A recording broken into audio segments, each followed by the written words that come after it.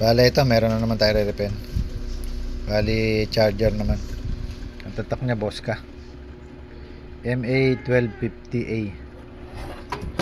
Bale ito yung harapan.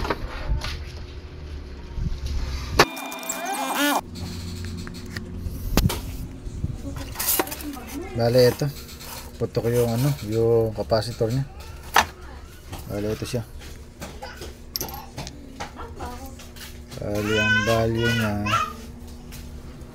4.7, 400 volts. Yan, 400 volts. Bali lagay ko yung lang ang naging sira nito, pumutok lang. Bali kalasin ko lang.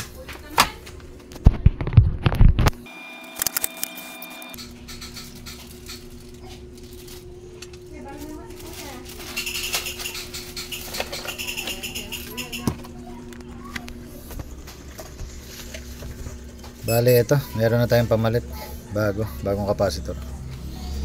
Bali kabitan ko lang, tapos testing natin isaksak kung aandar siya.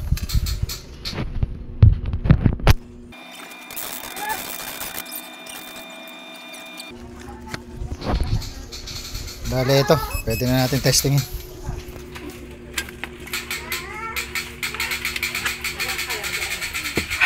Yan, bali nilaw na siya.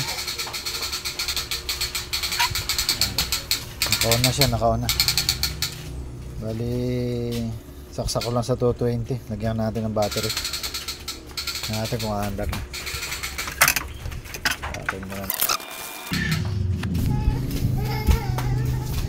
Bali ito, saksak ko na 220. Yan, pumutok pa. Bali nakailaw na. Try na natin lagay sa battery. Ayan, bali mandar na. Bali yan, nakokontrol naman siya. Ayan, buo siya. Bali mandar na yung pan niya.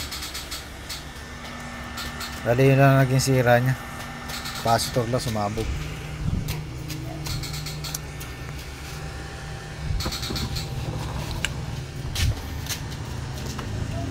Bali sa problema niya okay na.